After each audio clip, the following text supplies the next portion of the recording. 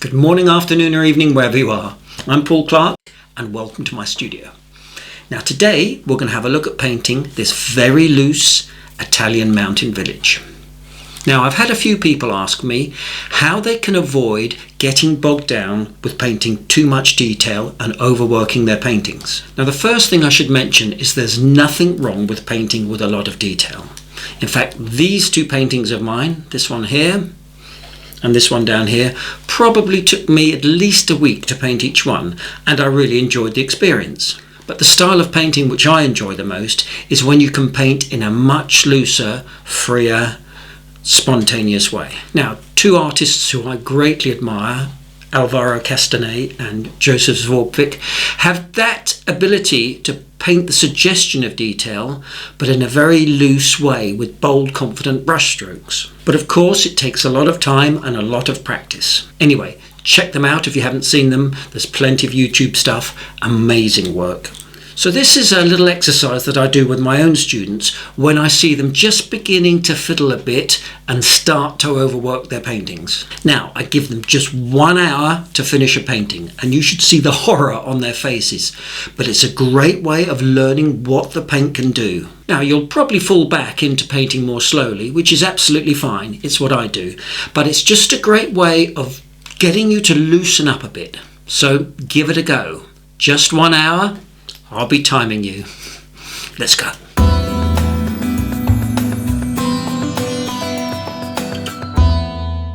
Okay, today's materials. My paper is some lovely Saunders Waterford Rough 300lb, nice and thick, won't need stretching, but you can use any decent watercolour paper. Just 3 brushes today, number 12 round, 3/4 inch flat, and my trusty number 3 rigger. Now for my paints, I've got a bit of a product review today, but I should point out that I'm not sponsored. I bought these with my own pocket money, so it's a totally independent review. It's the Daniel Smith's Essential Set. Now I've used Daniel Smith's many times, but I don't think I've used them exclusively on one painting.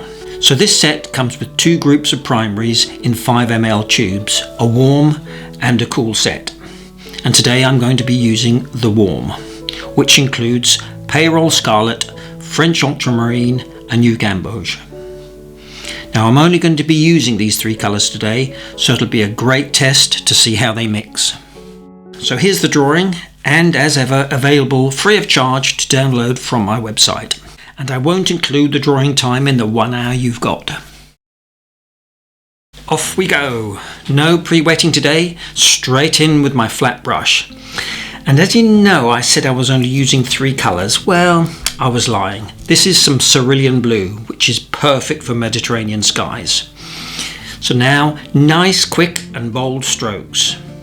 And here I'm using about a 70-30 water paint ratio.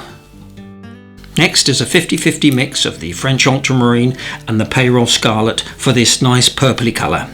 And I'm painting in all the shadow sides of the buildings. This is where a flat brush is really useful for painting all those straight edges and angles. And here is just a darker value of the same colour dropped in wet.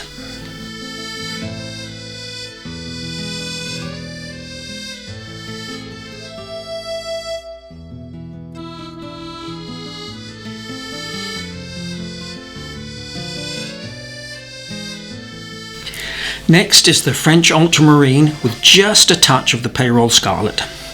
Tell you what, shall we just call them red, blue and yellow from now on? Make it much easier. So here, a nice wet wash for those distant hills.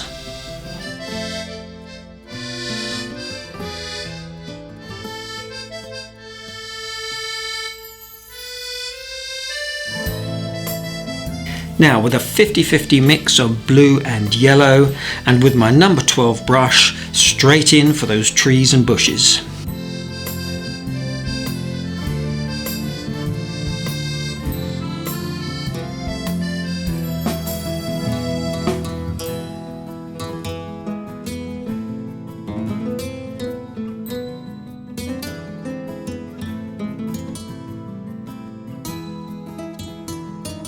Now add just a touch more blue and then drop in still wet in wet.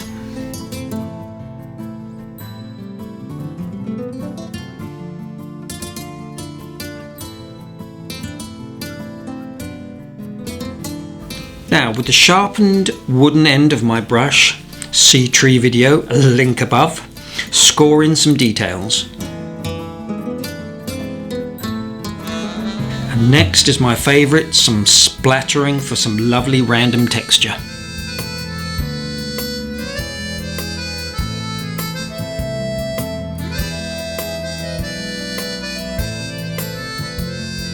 Next, drop in a little red into the mix and then straight in to get some lovely warm tones into the trees.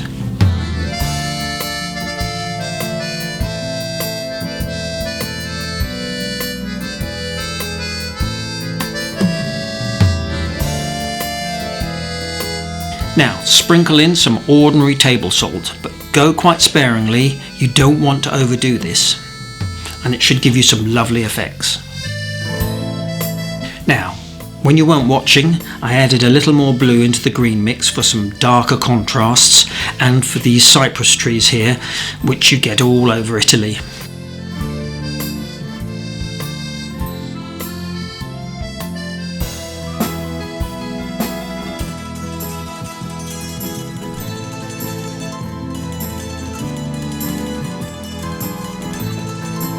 Now, a quick squirt with clean water, just for a bit of movement, but don't saturate it, just a very light spray.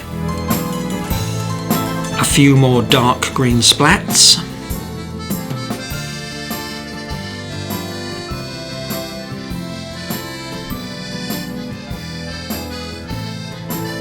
Now, we need to let this totally dry, so it's a perfect time for a short break and a glass of Chianti Classico.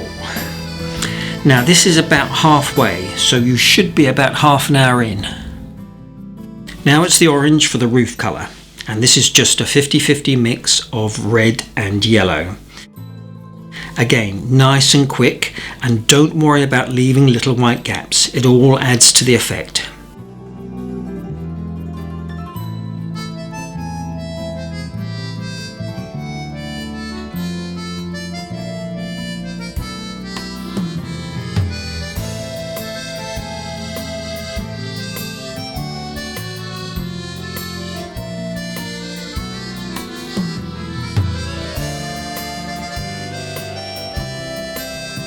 And here I'm just adding a little more red into the mix.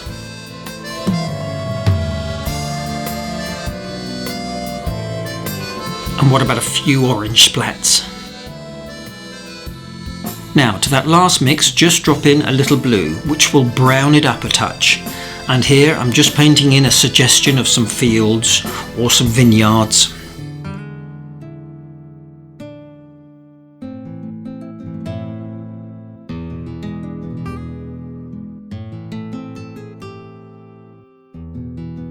Really? More splats? Now with the purple mix from earlier, I'm just dropping in a touch of yellow, which will neutralise the colour and give you a grey for some fine details on the buildings. Now, it would be tempting to use a smaller brush, but if you feel confident, stick with the number 12 and put in these details with as few strokes as possible.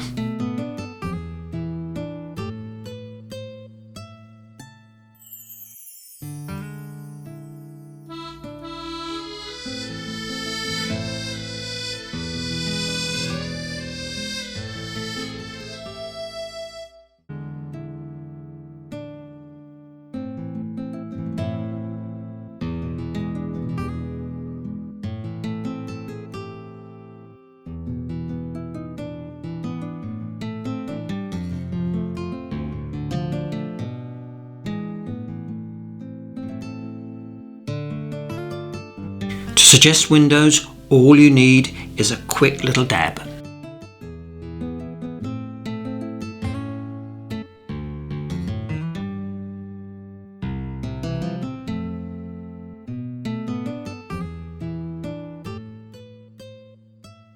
Now it really doesn't matter if things aren't precise and windows are all different sizes, it all helps towards that nice loose style.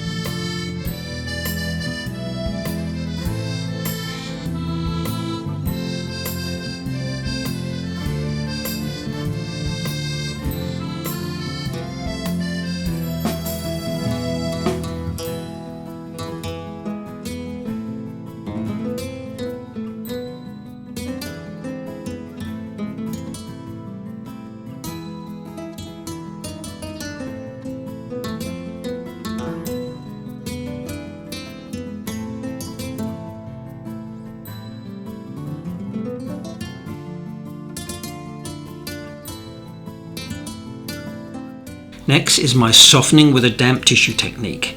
Just great for softening and blurring some of these hard edges.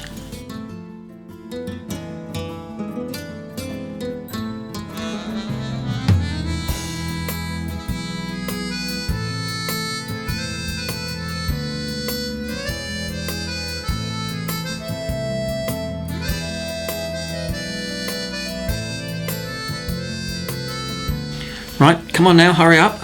Now with my rigger and some dark orange, a tiny bit of detail in the roofs. But remember, less is more.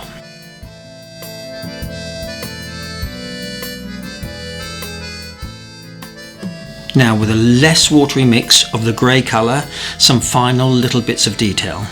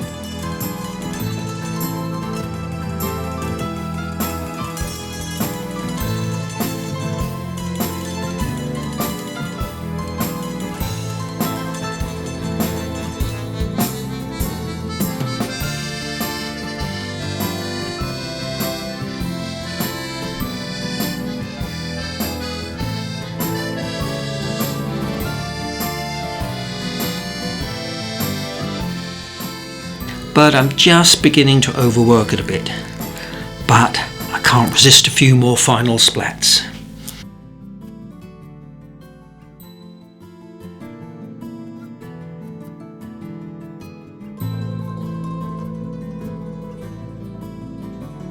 Sign it.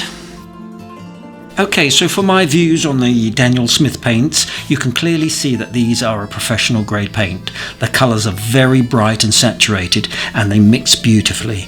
Now you'll probably pay a bit more for them than say the Winsor & Newton alternative. This set was about 32 UK pounds and they're just 5mm tubes. But to be fair, you'll probably use less paint because of the strength of colour. They have a huge selection of 250 colours, made in Seattle, and I think they're great, but perhaps not if you're just starting out. Now for my usual next morning review with fresh eyes. So I'm looking at it and I just feel perhaps we could put in a touch more cerulean blue just into the buildings here for a touch of extra colour. Finito. Well, I hope you enjoyed that as much as I did and you give it a go. It really is a good learning exercise. Anyway, I'd just like to thank everybody who's been leaving lovely comments. I think art is such a way of bringing people together, especially during these difficult times. I've had a lovely message from a mother and daughter who've been painting together at opposite ends of the country. I've had a family from Australia who get together once a week for an art class. It's just brilliant. So thanks, I do read every single comment. Thanks a lot for watching. Hope to see you all again next week. Take care everyone, and where's me wine? Cheers.